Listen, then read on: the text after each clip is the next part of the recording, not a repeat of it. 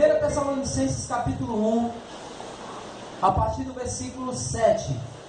Aliás, vamos ler a partir do versículo 2, só que, como na semana passada nós vimos do versículo 2 ao 6, hoje nós iremos ler do versículo 2 ao 10, mas iremos trabalhar do versículo 7 ao 10. Amém?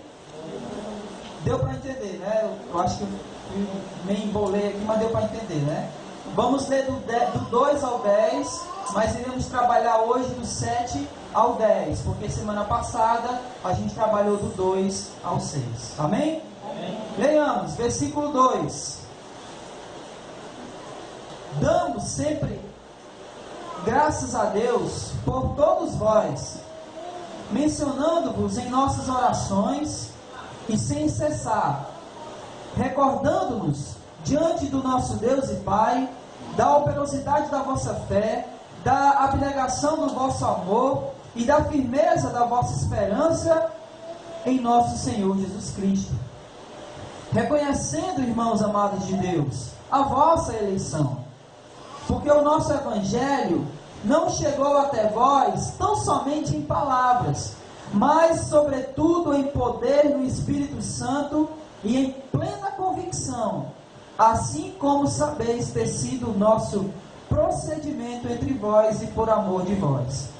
Com efeito, vos tornastes imitadores do nosso Senhor, tendo recebido a palavra, posto que em meio de muita tribulação com a alegria do Espírito, de sorte que vos tornastes um modelo para todos os crentes da Macedônia e na Acaia, porque de vós repercutiu a palavra do Senhor, não só na Macedônia e Acaia, mas também por toda parte se divulgou a vossa fé para com Deus, a tal ponto de não termos necessidade de acrescentar coisa alguma, pois eles mesmos, no tocante a nós, proclamam que repercussão teve o nosso ingresso no vosso meio, e como deixando os ídolos, vos convertestes a Deus para servirdes o Deus vivo e verdadeiro, e para aguardardes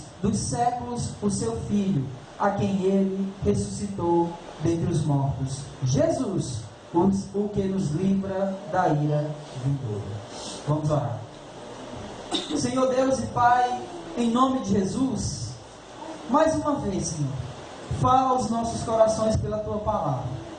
Aliás, fala aos nossos corações apenas pela Tua palavra, Senhor. Que ela seja o nosso alicerce, que ela seja a bússola que nos direciona, que ela seja a nossa regra de fé e prática para toda a vida. E que essa noite, o nosso clamor e o nosso pedido pelo trabalhar do Teu Espírito e pelo expor da Tua palavra, que o Senhor venha trabalhar em nossos corações. Abre o nosso entendimento para entender tudo aquilo que o Senhor quer nos explicar essa noite. E abre o nosso coração para receber e guardar a Tua palavra. Em nome de Jesus, essa é a nossa oração. É isso que nós pedimos nessa noite, neste culto. Nos direciona para a Tua vontade, através da Tua palavra. É o que nós rogamos e Te bendizemos hoje e para todos sempre. Amém e glória a Deus. Se você percebeu, eu acabei de dizer errado, né? Na semana passada nós trabalhamos do versículo 2 ao 5. Nós não fomos até o 6. Né? Então foram do 2 ao 5 e hoje nós iremos começar a partir do 6. Ok? Eu tinha falado errado, mas agora eu estou corrigindo aqui. Nós vimos do 2 ao 5 e hoje vamos do 6 ao 10. Então, bem rapidinho aqui, deixa eu apenas lembrar o que foi que a gente viu na semana passada. No versículo 2, Paulo faz uma oração para aqueles irmãos. Então ele ora incessantemente por eles. No versículo 3, ele diz que quando ele ora sempre lembrando da fé operante daqueles irmãos, do amor abnegado daqueles irmãos, ou seja, do serviço motivado pelo amor, e ele ora por lembrar da firmeza da esperança deles em Cristo Jesus. Paulo ora, e quando ele ora, ele lembra dessas coisas. No versículo 4, ele diz que essas coisas, a fé, o amor e a esperança deles, faziam com que ele, Paulo, reconhecesse que aqueles irmãos eram de fato salvos. Porque somente uma fé operante, um amor abnegado e uma firme esperança é que poderiam confirmar que aqueles irmãos verdadeiramente foram salvos, né? Eleitos de Deus. No versículo 5, ele diz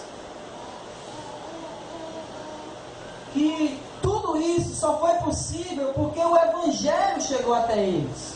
Né? Se eles tinham fé, amor e esperança, e eles eram salvos, tudo isso só foi possível por causa da pregação do Evangelho que tocou profundamente neles. E que esse Evangelho não foi apenas pregado com palavras de sabedoria, com uma retórica bonita, mas ele foi pregado principalmente com o poder de Deus, pelo Espírito, que é o Espírito quem convence da justiça, do pecado e do juízo. Amém? E que esse Evangelho também foi pregado com convicção e procedimento. Então, isso foi basicamente o que nós vimos na semana passada. Paulo ora por eles, lembra nas orações da fé, do amor e da esperança. Isso faz eles lembrar ou reconhecer que eles eram salvos. E eles só foram salvos por causa da pregação do Evangelho, que chegou com o poder do Espírito. E essa pregação do Evangelho feita por Paulo foi com convicção e procedimento. Amém? Amém. Vamos seguir agora a partir do versículo 6 e vamos ver o que Paulo continua a dizer. Alguém pode ler o versículo 6, por favor? E por vós, poucos feitos, nós, imitadores, e do Senhor recebendo a palavra em muita tribulação, com gozo do Espírito Santo. Amém. Amém. Então o apóstolo Paulo está dizendo o seguinte: depois de tudo aquilo que ele fala, do versículo 2 ao 5, ele está dizendo: olha, vocês receberam o Evangelho que foi pregado não apenas com sabedoria de palavra, mas em poder e espírito. E esse Evangelho foi pregado a vocês com convicção e com procedimento. Aí no versículo 6 ele diz: nisso fez com que vocês se tornassem imitadores de quem? De Cristo. Preste atenção aqui. O Evangelho foi pregado com convicção e procedimento. E ao verem o procedimento, aqueles irmãos, vendo o procedimento de Paulo, imitaram esse mesmo procedimento que Paulo tinha na presença deles. E esse procedimento de Paulo, que os irmãos imitaram, fez com que aqueles irmãos se tornassem imitadores de Cristo. Lembra o que Paulo fala em 1 Coríntios capítulo 11, versículo 1? Sede meus imitadores, como eu sou de Cristo. Então Paulo, ao pregar aquele evangelho com convicção daquilo que ele estava falando e com procedimento, ou seja, vivenciando aquilo que ele estava pregando, ele fez com que aqueles irmãos se tornassem imitadores de Jesus. Eles imitavam a Jesus. Eles eram pessoas que tentavam buscar de forma mais excelente um procedimento da presença de Deus. E o modelo deles era o apóstolo Paulo. Era Paulo em quem eles se espelhavam. Eles olhavam para o procedimento de Paulo, tentavam imitar o procedimento de Paulo, e ao imitar o procedimento de Paulo, eles se tornaram imitadores de Jesus. Não é assim que temos que ser também? Imitadores de Jesus. E para isso, muitas vezes, a gente precisa imitar alguém que está procedendo ou se comportando conforme a vontade de Deus. Quando eu era adolescente e eu vivia num mundo procurando bola, tinha um jogador que eu me espelhava muito nele e que eu tentava imitar ele de todo jeito, até a forma como ele comemorava o gol eu tentava fazer igual. E eu fiquei imaginando isso hoje, porque essa questão da imitação, ou eu vou já falar no próximo versículo, ele vai falar de modelo, um modelo a seguir, mas essa questão de imitação, ela precisa acontecer, ela precisa existir. Só que o nosso maior problema é que a gente não sabe imitar. Porque na verdade, o que eles estavam fazendo aqui era imitando o procedimento de Paulo, porém eles não estavam depositando a sua confiança em Paulo. No versículo anterior, Paulo elogia a firmeza da esperança deles, que estava em quem? Em Cristo. Então eles imitavam o procedimento de Paulo, mas a confiança deles, da vida espiritual deles, daquilo que eles entendiam que era ser cristão, essa confiança não estava em Paulo, estava em Jesus. O maior problema nosso é que a gente vê um irmão a quem a gente admira e diz, olha, eu queria ser assim, esse verdadeiramente é um cristão, e aí a gente acaba depositando a nossa fé nesse irmão. E aí acontece que às vezes o irmão caiu. E o que acontece com a nossa fé? Ela desmorona. Mas não sabemos imitar. Imitamos e depositamos tudo aquilo naquela pessoa. Tudo. Eu lembro até hoje, irmãos, tem pessoas na nossa congregação irmã, ali no Jereissati 2, que não estão mais lá, porque depositaram a sua fé em uma pessoa, num homem, e que hoje não está mais vivenciando essa fé, creio eu que não. Mas aí essas pessoas que depositaram a fé nessa pessoa, elas saíram, caíram, voltaram para o mundo, porque depositaram a sua fé na pessoa errada. Precisamos sim imitar pessoas que imitam Jesus. Amém? Amém. Mas não depositar nossa fé nelas. Não depositar a nossa esperança nelas, porque elas são tão pecadoras quanto nós. Estão sujeitas a cometer pecado tanto quanto nós. O único perfeito e santo que não pecou e não vai pecar jamais é Jesus Cristo. É por isso que a nossa fé precisa estar firmada nele e somente nele. Amém? Amém. Mas precisamos sim imitar. Precisamos sim verdadeiramente ter pessoas a quem nós nos espelhamos e imitamos. E fazendo isso, nós tentamos imitar ou buscamos imitar a Jesus, mediante esses modelos que nós temos aqui. Isso é necessário, irmãos. Isso é muito necessário no nosso meio. Mas ele diz assim, versículo 6: vocês se tornaram imitadores de Jesus. Mas quando foi que vocês se tornaram imitadores de Jesus? Ou de que maneira foi que vocês se tornaram imitadores de Jesus? Quando vocês receberam o quê? A palavra. Olha só, versículo 6. Com efeito, vos tornastes imitadores nossos e do Senhor, tendo recebido a palavra.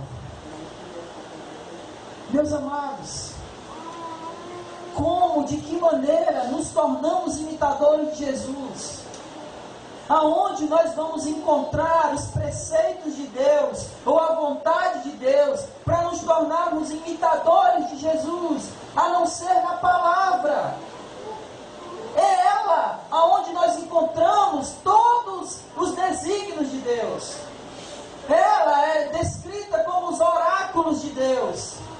Se nós queremos ser imitadores de Jesus, imitadores desse nosso Salvador Jesus,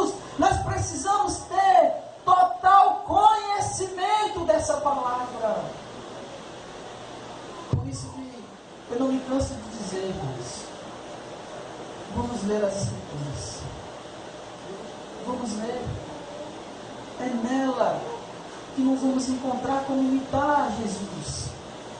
É nela que nós vamos encontrar qual é a vontade de Deus para mim, como é que eu vivo agora que eu sou um salvo em Cristo Jesus. Como é que eu vivo como um cristão? Quais são as minhas atitudes? O que eu tenho que pensar? Como eu tenho que agir? O que eu tenho que falar? É nas Escrituras que eu vou achar tudo isso. É nela. Eu resolvi, vamos dizer assim, eu creio que Deus tem tocado no meu coração, mas desde quando nós colocamos isso em prática aqui no Gereissati 1, irmãos, eu tenho percebido um amadurecimento da igreja. Desde quando nós resolvemos estudar as Escrituras. Quarta-feira é culto das Escrituras. É a palavra que é descrita. Nós temos culto do livro. Nós temos vários ensinamentos da palavra aqui. Porque é por ela que eu descubro como me tornar um imitador desse Jesus. É por ela que eu descubro como eu vou fazer para obedecer à vontade de Deus para mim. É pelas Escrituras. Não dá para ser de outra forma. Não dá. É nela. Se eu quero me tornar um imitador de Jesus, eu preciso estar firmado no conhecimento da palavra de Deus. Você quer imitar Jesus? Se apega às Escrituras, lê as Escrituras, estude as Escrituras. É nela que está descrito. Ele ainda fala no versículo 6. Olha só. Com efeito dos tornados imitadores de nosso Senhor Jesus, tendo recebido a palavra, e eles receberam a palavra em meio de tribulação. Mas mesmo recebendo em meio à tribulação, foi com alegria no Espírito Santo. Amém? Receberam com tribulação, mas alegres por receber essa palavra. Versículo 7. De sorte que vos tornastes um modelo para todos os crentes na Macedônia e na Acaia. Paulo está escrevendo isso aqui para uma igreja, para uma congregação lá em Tessalônica. E essa igreja se tornou um modelo. Não o prédio, não as cadeiras da forma como elas são arrumadas. Não aqui, olha, o nosso culto é o culto modelo. Todas as igrejas têm que seguir. O pregador só prega com pedestal. Esse é o modelo. Ele não está falando disso. Ele está falando do procedimento daqueles irmãos como igreja. E esse procedimento como igreja se tornou um modelo para as outras igrejas, para os outros cristãos, tanto na Macedônia como na Acaia. Era mais ou menos assim. Alguém perguntasse, olha, como é ser cristão? Como é que o cristão vive? Qual é o procedimento do cristão? Aí alguém dizia assim, você conhece a igreja da Tessalônica? Conheço, pronto, é só imitar eles. Eles são modelo. Vocês querem saber como é que se comporta o cristão? Sim, eu quero. Olha para os irmãos de Tessalônica. Eles vivem igreja. Eles são igreja. Eles são um modelo de igreja. É mais ou menos isso. Eles eram um modelo que aqueles outros irmãos da Acaia, da Macedônia olhavam e verdadeiramente reconheciam que eram irmãos, cristãos, servos de Deus. A minha pergunta, irmãos, é que modelo nós estamos sendo para as outras igrejas?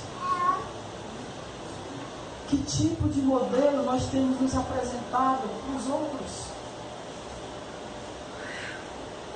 Você, quando alguém olha para você, essa pessoa reconhece na hora o modelo que você se tornou porque você é parecido com Jesus.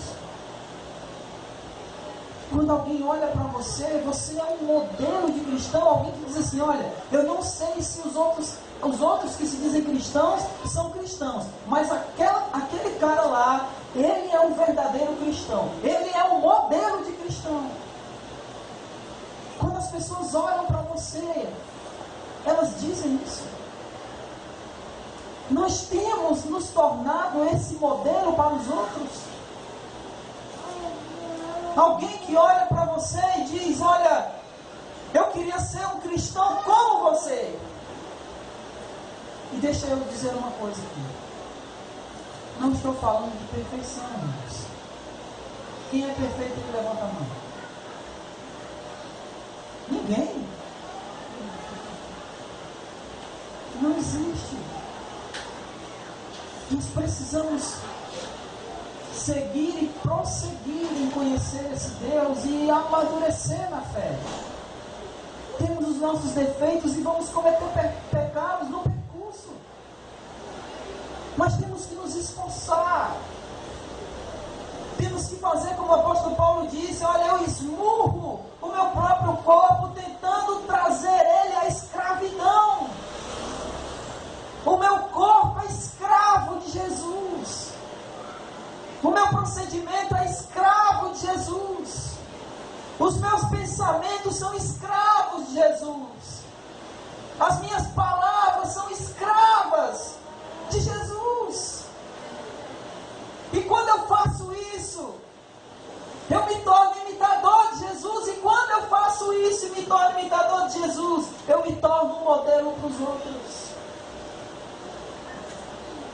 Isso que nós precisamos ser e fazer. Ser imitadores de Jesus e ser um modelo para os outros. Me permita falar uma coisa aqui, e eu quero falar isso com todo temor e tremor, com toda humildade. Mas eu tenho um objetivo na congregação aqui, nós como congregação, de sermos um modelo. Alguém que possa dizer assim, olha, as igrejas são todas, elas são corruptas, são todos, sei lá, os crentes são tudo ladrão. E alguém dizer assim de nós, não, eu conheço uma igreja ali que faz a vontade de Deus. Eu gostaria que nos tornássemos esse modelo. Eu gostaria que nós verdadeiramente fôssemos cristãos de quem ninguém pode apontar nada.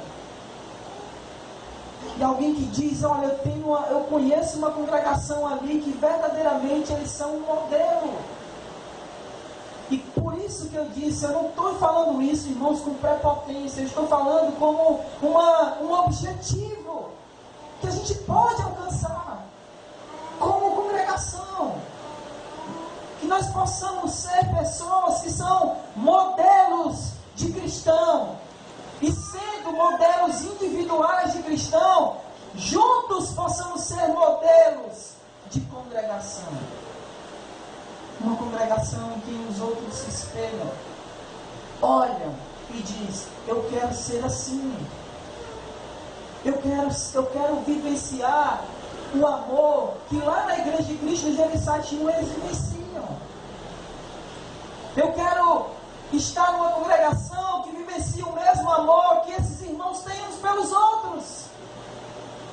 Eu quero estar numa congregação que eu vejo que esses irmãos se tratam como familiares e não como pessoas que se conhecem de algum lugar. Que a gente possa se tornar esse modelo. Amém? Amém. Que sejamos isso. Versículo 8.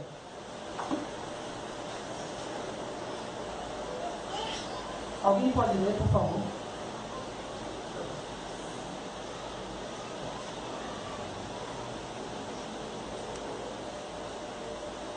Um de cada vez.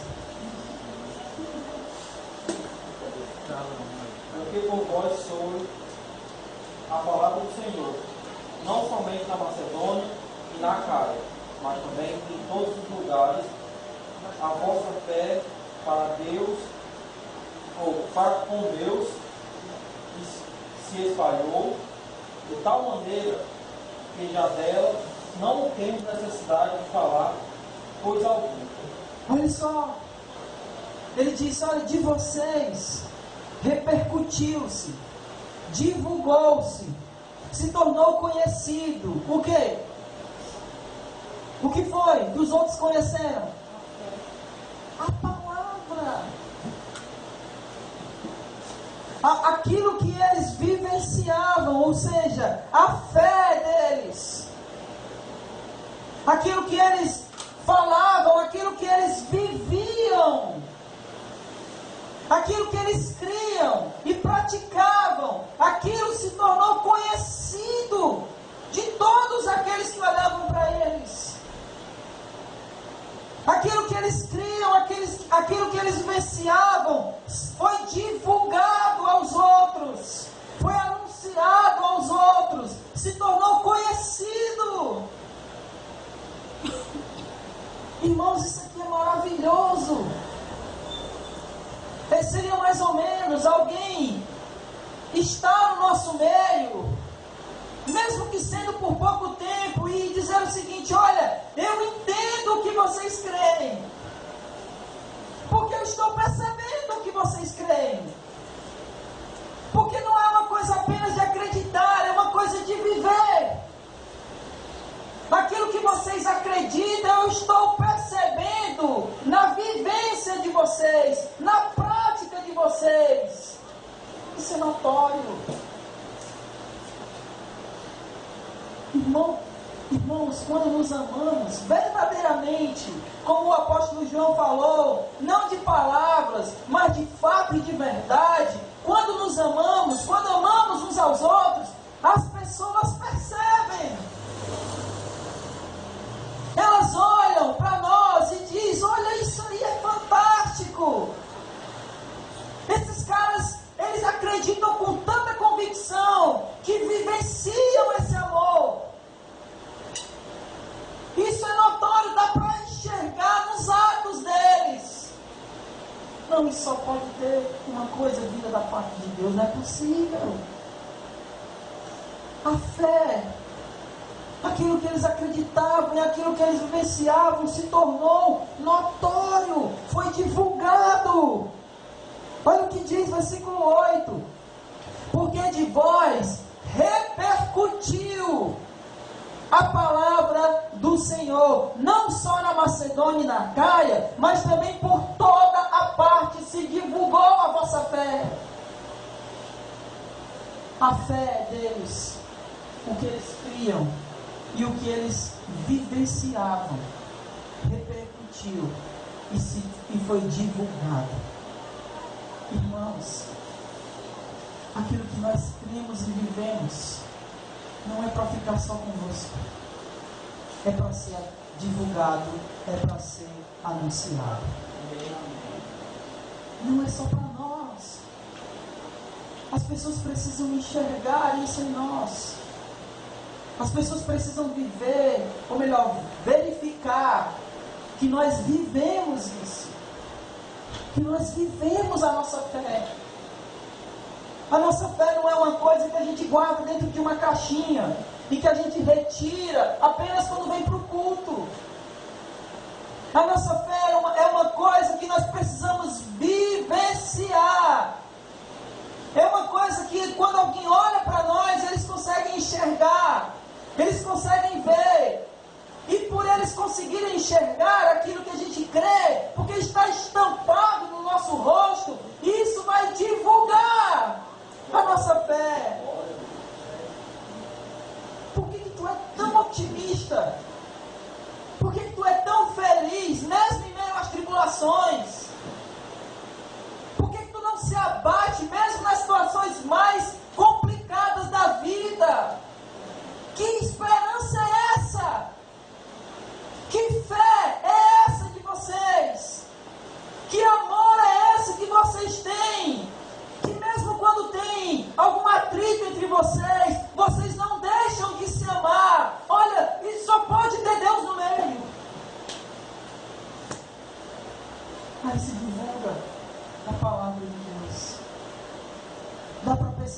aqui o que Paulo estava dizendo quando ele falou lá no versículo 3 da operosidade da vossa fé.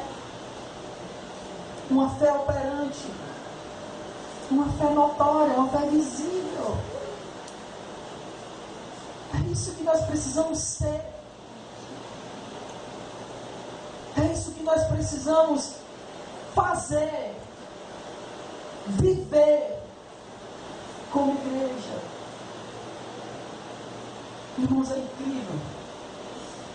Eu estava vindo para cá e eu vim de bicicleta lá de casa para cá e vim pensando. Cheguei aqui suave. Se soubesse que o Alberto vinha de carro, eu tinha ligado para ele. E aí eu vinha pensando o seguinte, que é engraçado como o Evangelho hoje, ele enfatiza, ou ele mostra aquilo que ele enfatiza. Preste atenção. Se numa igreja é enfatizado a prosperidade, o que precisa ser mostrado lá? Os bens. Ora, se eu estou enfatizando que se vocês derem, vocês vão receber, eu preciso mostrar para vocês que isso é real. Ou não? Senão vocês não vão acreditar.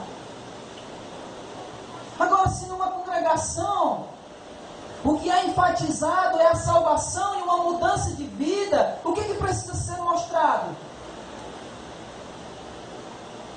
O que precisa ser mostrado é alguém que foi salvo e verdadeiramente a vida mudou. Então aquilo que eu enfatizo é aquilo que eu tenho que mostrar. Se eu enfatizo a salvação, eu preciso mostrar que existe verdadeiramente pessoas que foram salvas. Essa é a diferença entre o ser e o ter. Se eu enfatizo o que eu tenho, então eu tenho que mostrar o que eu tenho. Agora, se eu enfatizo o que eu sou, eu tenho que mostrar e ser o que verdadeiramente eu estou dizendo. É sobre isso que eu estou falando aqui, que Paulo estava falando aqui para aquela igreja. Vocês precisam ser imitadores. Vocês precisam ser modelos. Aliás, ele estava dizendo que eles eram. Porque quando vocês se imitarem Jesus e se tornarem modelos, a fé de vocês será divulgada. Não apenas em lugares menores e mais perto, mas em todo lugar. Olha só o versículo 8. Porque de vós repercutiu a palavra do Senhor, não só na Macedônia e na Caia, mas também por onde? Por todo lugar, por toda parte.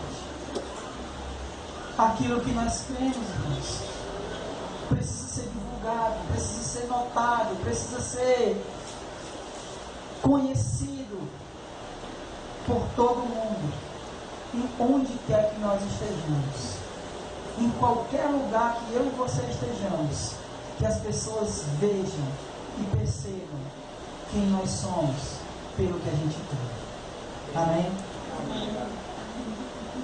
As pessoas que vos cercam, seja no trabalho, seja em casa, na vizinhança, elas sabem o que vocês creem.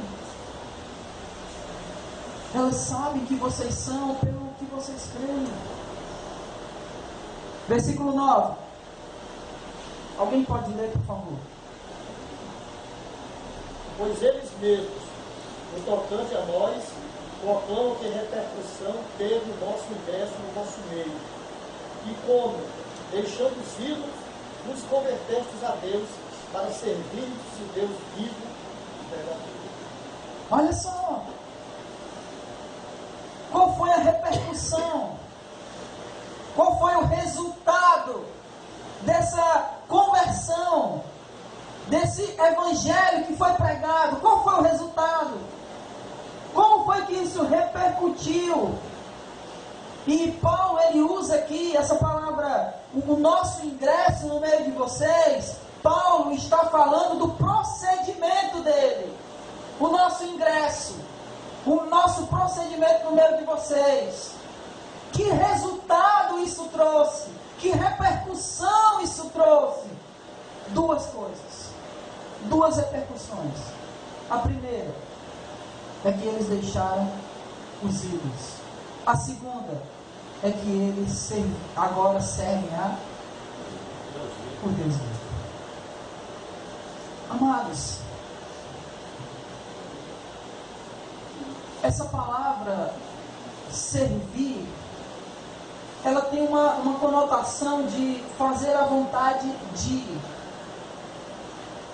Então, quando ele diz servir ao Deus vivo, deixando os ídolos e servindo ao Deus vivo, ele está mais ou menos dizendo, deixando de fazer a vontade dos ídolos e fazendo a vontade do Deus vivo. Por que eu estou enfatizando isso? Porque talvez você, eu acho muito difícil, mas talvez você não tenha vindo da Igreja Católica. Talvez. Eu não sei. Não? Glória a Deus, né? Mas mesmo aqueles que não vieram da Igreja Católica, que podem dizer assim, eu nunca me ajoelhei perante um santo. Eu nunca tive ídolos. Então por que eu estou enfatizando essa questão do fazer a vontade de? Porque talvez você nunca se ajoelhou perante um ídolo, mas você já tentou e já buscou e por muitas vezes fez a sua própria vontade. E quando você fez isso, quem era teu ídolo? Quem era teu ídolo? Eu mesmo. É disso que Paulo está tratando aqui. Deixando os ídolos, ele estava falando literalmente ídolos, porque aquela cidade era uma cidade encharcada de idolatria. E eles deixaram esses ídolos e passaram a servir o Deus vivo.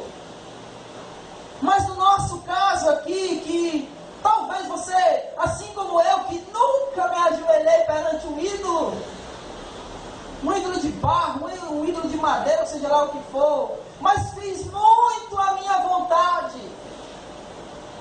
E o meu ídolo era eu mesmo. Deixando os ídolos, servindo ao Deus vivo. Essa é a repercussão do Evangelho em nós.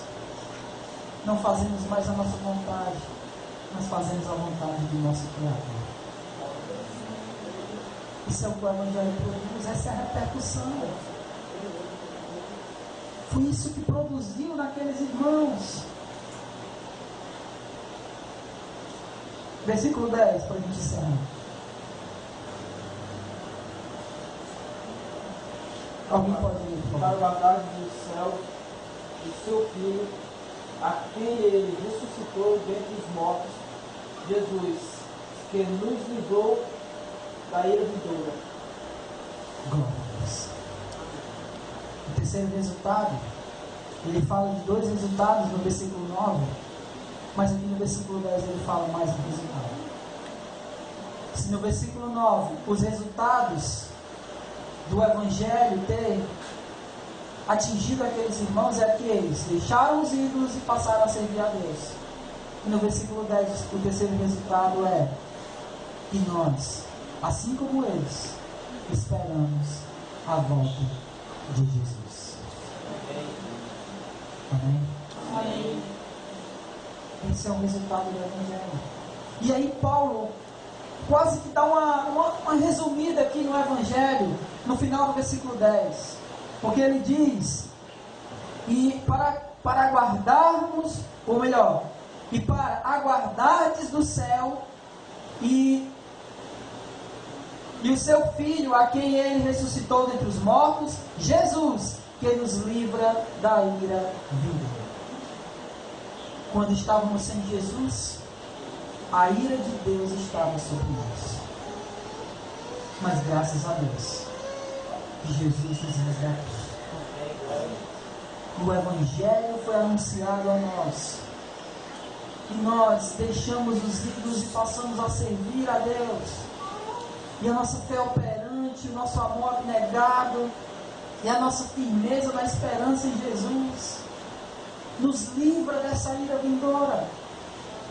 Quando Deus olha para nós, Ele não nos vê mais. Quando Ele olha para nós, a quem Ele vê? A quem Ele vê? Jesus. E aquela ira de Deus que estava sobre nós, ela é aplacada pela pessoa de Jesus. Porque os nossos pecados, que traziam sobre nós a ira de Deus, foram perdoados pelo sacrifício de Jesus na cruz, que nos lavou mediante o derramado do seu sangue. E a ira de Deus já não está mais sobre nenhum de nós. Paulo diz aos Romanos, capítulo 8, versículo 1, que já não há nenhuma condenação para aqueles que estão em Cristo Jesus. É assim a nossa situação hoje. O Evangelho chegou a nós. Aguardamos a volta de Jesus, porque a ira de Deus já não está sobre nós. Glória a Deus. Deixa eu tentar ilustrar de uma forma bem ruim. Suponhamos que alguém quisesse matar você. Mas só que ele não vai somente matar. Ele vai te torturar. Ele vai fazer você pagar por uma coisa que você fez. E tudo aquilo que você fez de ruim, você vai pagar. Ele está irado por você. E ele vem. Ele vai vir, é certo, ele não tem como, você vai encontrar com ele. E quando ele encontrar você, ele vai fazer tudo isso que eu disse. A minha pergunta para você é: você queria que ele voltasse? Você queria encontrar com ele? Sim ou não? Sim ou não? É óbvio que não. Mas aí você soube que alguém disse: você está irado contra ele? Sim. Você vai fazer isso com ele? Sim. Pois faça comigo. E deixe ele. E assim foi feito. E a ira daquela pessoa não caiu sobre você, caiu sobre o outro. E agora você ficou sabendo que quando aquela pessoa lhe encontrar, ela não mais vai fazer aquilo de ruim. Ela vai te tratar como um filho. Você queria que ele voltasse? A ira de Deus não está mais sobre nós. Ela caiu sobre Jesus. E vai voltar. E seremos todos filhos de Deus. É disso que se trata o Evangelho. Um Deus irado, que derramou toda a sua ira sobre o seu Filho, para que pecadores miseráveis como nós pudéssemos ter perdão e pudéssemos ter comunhão com esse Deus. Amém? Eu queria só recapitular, irmãos, aquilo que nós aprendemos aqui nesse capítulo 1 de Tessalonicenses. Então, por favor, vão acompanhando aí a partir do versículo 2. O que a gente aprendeu? Nós aprendemos que no versículo 3, aliás, que a nossa fé precisa ser operante, precisamos ter um amor abnegado e ser firmes na esperança em Jesus Cristo. Nós aprendemos isso no versículo 3. Nós aprendemos que a pregação do Evangelho, ela não pode ser apenas com palavras, mas ela precisa ter poder no Espírito e com a convicção e procedimento. Então você precisa pregar o Evangelho para as pessoas, para os seus familiares, para os seus amigos, mas pregar como alguém que acredita no que está pregando e principalmente como alguém que vivencia aquilo que está pregando. A pregação precisa ser com convicção e procedimento. Nós aprendemos isso no versículo 5. Nós aprendemos também E nós precisamos nos tornar imitadores de Cristo. E nós só nos tornamos imitadores de Cristo mediante a sua palavra. É pela palavra de Cristo que nos tornamos imitadores dele. Nós aprendemos isso no versículo 6. Nós aprendemos também que aquilo que cremos e vivenciamos precisa se tornar conhecido de todas as pessoas. E isso aonde quer que estejamos. Onde quer que estejamos, aquilo que cremos e vivenciamos precisa se tornar conhecido. Nós aprendemos isso no versículo 8. Versículo 8. E nós aprendemos também que a repercussão ou resultado da proclamação do Evangelho é deixar os ídolos, servir a Deus e aguardar a volta de Jesus. Isso está nos versículos 9 e 10. Amém? Que Deus nos abençoe e que na próxima semana possamos estar aqui continuando esse estudo a partir do capítulo 2.